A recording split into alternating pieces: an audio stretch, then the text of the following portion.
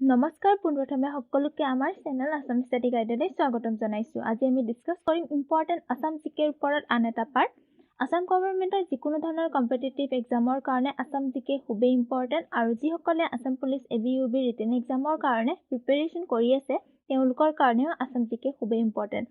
আৰু সেইকাৰণে আজি আমি আপোনালোকৰ এক্সামৰ প্ৰিপেৰেশ্যন কৰাত সহায় হোৱাকৈ এক্সামত অহাৰ সম্ভাৱনা থকা মোষ্ট ইম্পৰ্টেণ্ট কুৱেশ্যন এনচাৰবোৰ ডিছকাছ কৰিম। আৰু আমি ইতিমধ্যে আসাম জিকেৰ ওপৰত কেইবাটাও পাৰ্ট আগবঢ়াইছোঁ। আপোনালোকে যদি সেইবোৰ ভিডিঅ' এতিয়ালৈ চোৱা নাই তেন্তে চাই ল'ব, তলৰ ডিছক্ৰিপশ্যনত তাৰ লিংক দিয়া আছে। আৰু লগতে আপোনালোকৰ সকলোৰে সুবিধা হোৱাকৈ কুৱেশ্যন এনচাৰবোৰ ইংলিছ আৰু আছামিজ দুয়োটা লেংগুৱেজতে ডিছকাছ কৰিম আৰু লগতে প্ৰতিটো কুৱেশ্যনৰ ইম্পৰ্টেণ্ট ৰিলেটেড ফেক্টবোৰ ডিছকাছ কৰি যাবলৈ চেষ্টা কৰিম। চ' আহক আজিৰ ভিডিঅ'টি ষ্টাৰ্ট কৰোঁ। আজিৰ ফাৰ্ষ্ট কুৱেশ্যনটি হৈছে which of the following river originate in the Naga hill. ইয়াত সোধা হৈছে যে নিম্নলিখিত কোনটো নদী নগা পাহাৰৰ পৰা উৎপত্তি হৈছে। আৰু এই কুৱেশ্যনটিৰ বাবে তলত 4টা অপশ্যন দিয়া হৈছে আৰু অপশ্যন 4টাৰ ভিতৰত কাৰেক্ট এনচাৰটো হৈছে অপশ্যন চি ভোগদৈ। ভোগদৈ নদী নগা পাহাৰৰ পৰা উৎপত্তি হৈছে আৰু এই নদী যোৰহাট চহৰৰ মাজেৰে প্ৰবাহিত হৈ ব্ৰহ্মপুত্ৰ নদীত লগ লাগিছে। Next, the Patkai Bum range makes the boundary between. ইয়াত সোধা হৈছে যে পাটকাই বাম ৰেঞ্জে কোন দুখন দেশৰ মাজত বাউণ্ডাৰীৰ সৃষ্টি কৰিছে। আৰু কাৰেক্ট এনচাৰটো হৈছে option D India and Burma. Patkai Bum ৰেঞ্জে ভাৰত আৰু ব্ৰহ্মদেশৰ মাজত বাউণ্ডাৰীৰ সৃষ্টি কৰিছে আৰু ব্ৰহ্মদেশক ম্যানমাৰ বুলিও কোৱা হয়। Next, Bhogdoi was formerly known as. পূৰ্বতে ভোগদৈ কি নামেৰে জনা গৈছিল। আৰু অপশ্যন 4টাৰ ভিতৰত কাৰেক্ট এনচাৰটো হৈছে অপশ্যন চি দিছৌ। পূৰ্বতে ভোগদৈ নদী দিছৌ নামেৰে জনা গৈছিল। Next, the Barak is the river of which district. Barak কোনটো জিলাৰ নদী হয়। আৰু এই কুৱেশ্যনটিৰ কাৰেক্ট এনচাৰ হৈছে অপশ্যন ডি কাছাৰ। বৰাক হৈছে কাছাৰ জিলাৰ নদী আৰু বৰাক হৈছে দক্ষিণ অসমৰ প্ৰধান নদী। In 1950 earthquake where was the epicentre. 1950 চনৰ ভূমিকম্পৰ উপকেন্দ্ৰ ক'ত আছিল। আৰু এই কুৱেশ্যনটিৰ কাৰেক্ট এনচাৰ হৈছে অপশ্যন চি অৰুণাচল প্ৰদেশ। 1950 চনৰ ভূমিকম্পৰ উপকেন্দ্ৰ আছিল অৰুণাচল প্ৰদেশ আৰু এই ভূমিকম্পৰ প্ৰাবল্য আছিল 8.6। Next question, by the area wise Assam is the biggest state in India. মাটিকালি অনুযায়ী অসম ভাৰতৰ বৃহত্তম ৰাজ্য। অৰ্থাৎ আমি ইয়াত ক'ব লাগে যে মাটিকালি অনুযায়ী অসম ভাৰতৰ ৰাজ্যসমূহৰ ভিতৰত কেই নম্বৰ স্থানত আছে। আৰু এই কুৱেশ্যনটিৰ বাবে তলত 4টা অপশ্যন দিয়া হৈছে আৰু অপশ্যন 4টাৰ ভিতৰত কাৰেক্ট এনচাৰটো হৈছে অপশ্যন ডি 17। মাটিকালি অনুযায়ী অসম ভাৰতৰ 17 নম্বৰ বৃহত্তম ৰাজ্য আৰু অসমৰ মুঠ মাটিকালি হৈছে 78,438.08 square kilometre. Next question number 7, by which name Brahmaputra enters India. ভাৰতৰ ব্ৰহ্মপুত্ৰ নদী কি নামেৰে প্ৰৱেশ কৰিছে। আৰু এই কুৱেশ্যনটিৰ কাৰেক্ট এনচাৰ হৈছে অপশ্যন বি চিয়াং। ভাৰতৰ ব্ৰহ্মপুত্ৰ নদী চিয়াং নামেৰে প্ৰৱেশ কৰিছে আৰু অৰুণাচল প্ৰদেশৰ পৰা বৈ অহা এই চিয়াং নদীয়ে অসমৰ দিবাং আৰু লোহিত নৈৰ সৈতে লগ লাগি ব্ৰহ্মপুত্ৰ নদীৰ সৃষ্টি কৰিছে। Next question, in which year Kaziranga designated a reserve forest for the first time. কেতিয়া প্ৰথমবাৰৰ বাবে কাজিৰঙাক সংৰক্ষিত বনাঞ্চল ৰূপে নামাকৰণ কৰা হয়। আৰু এই কুৱেশ্যনটিৰ কাৰেক্ট এনচাৰ হৈছে অপশ্যন চি 1908। 1908 চনত প্ৰথমবাৰৰ বাবে কাজিৰঙাক সংৰক্ষিত বনাঞ্চল ৰূপে নামাকৰণ কৰা হয় আৰু 1950 চনত বন্যপ্ৰাণী অভয়াৰণ্য হিচাপে আৰু 1974ত কাজিৰঙাক ৰাষ্ট্ৰীয় উদ্যান ৰূপে স্বীকৃতি দিয়া হয়। Next question, in which day will be observe as rhino day in Assam. অসমত কেতিয়া গড় দিৱস পালন কৰা হয়।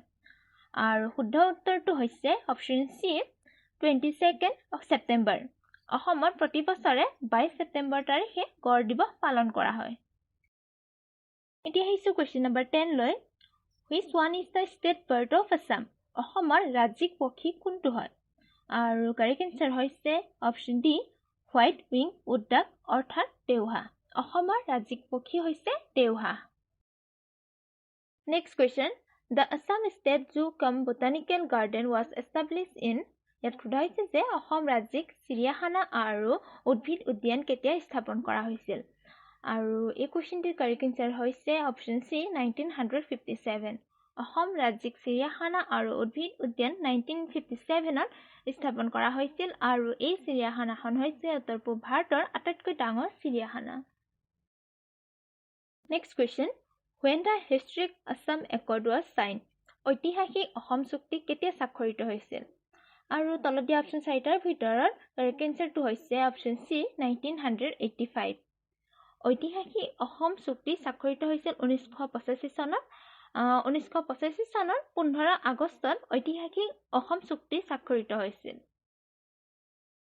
Question number 13 Which sport person from Assam would be the first to be offered Deputy Superintendent of Police ইয়াত সোধা হৈছে যে অসমৰ কোনজন ক্ৰীড়াবিদক পোন প্ৰথমবাৰৰ বাবে উপ-পুলিচ অধীক্ষক পদ প্ৰদান কৰা হৈছে আৰু এই কোৱেশ্চনটিৰ বাবে তলত চাৰিটা অপচন দিয়া হৈছে আৰু অপচন চাৰিটাৰ ভিতৰত কাৰেক্ট এনসাৰটো হৈছে অপচন সি হিমা দাস হিমা দাস হৈছে অসমৰ প্ৰথমগৰাকী ক্ৰীড়াবিদ যাক পোন প্ৰথমবাৰৰ বাবে উপ-পুলিচ অধীক্ষক পদ প্ৰদান কৰা হৈছে Next question The first railway line in Assam was established in the year ইয়াত সোধা হৈছে যে অসমত প্ৰথম ৰেল লাইন কেতিয়া স্থাপন কৰা হৈছিল আৰু কাৰেক্ট এনসাৰটো হৈছে অপচন সি 1881 অসমত 1881ত প্ৰথম ৰেল লাইন স্থাপন কৰা হৈছিল আৰু এই ৰেল লাইন স্থাপন কৰিছিল আসাম ৰেলৱে এণ্ড ট্ৰেড কোম্পানীয়ে Next question The Abhiruchi Sports Day is celebrated on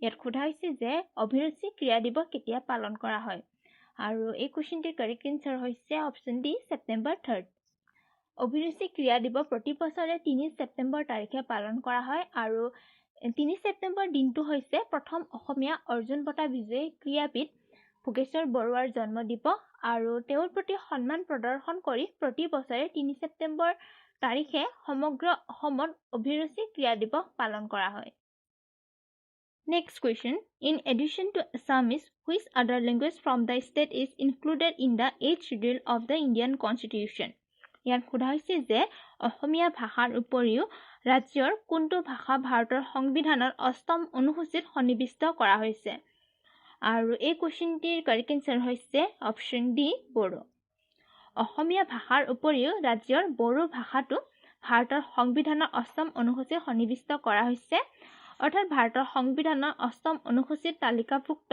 22টা ভাষাৰ ভিতৰত বড়ো ভাষাও অন্তৰ্ভুক্ত হৈ আছে এতিয়া আহিছো আজি আমাৰ একেবাৰে শেষৰটি কোৱেশ্চনলৈ কোৱেশ্চনটি হৈছে When Bhupen Hazarika had been awarded with Dada Saheb Phalke Award ইয়াত সোধা হৈছে যে কেতিয়া ভূপেন হাজৰিকাক দাদা চাহেব ফালকে বঁটাৰে সন্মানিত কৰা হৈছিল আৰু এই কোৱেশ্চনটিৰ বাবে তলত চাৰিটা অপচন দিয়া হৈছে আৰু অপচন চাৰিটাৰ ভিতৰত কাৰেক্ট এনসাৰটো হৈছে অপচন বি 1992 1992 ভূপেন হাজৰিকাক ভাৰতৰ চলচ্চিত্ৰ জগতৰ সৰ্বোচ্চ সন্মান দাদা চাহেব ফালকে বঁটাৰে সন্মানিত কৰা হৈছিল আৰু 2009 চনত অসম চৰকাৰৰ পৰা অসম ৰত্ন বঁটাৰে সন্মানিত কৰা হৈছিল আৰু 2019 চনত মৰণোত্তৰভাৱে ভাৰত চৰকাৰৰ সৰ্বোচ্চ অসামৰিক সন্মান ভাৰত ৰত্নৰে সন্মানিত হয় সো আজিলৈ ইমানেই ভিডিঅ'টি চোৱাৰ বাবে সকলোকে ধন্যবাদ আপোনালোকৰ যদি আমাৰ চেনেলটিলৈ বা ভিডিঅ'বোৰলৈ কিবা পৰামৰ্শ থাকে তেন্তে প্লিজ কমেণ্টত জনাব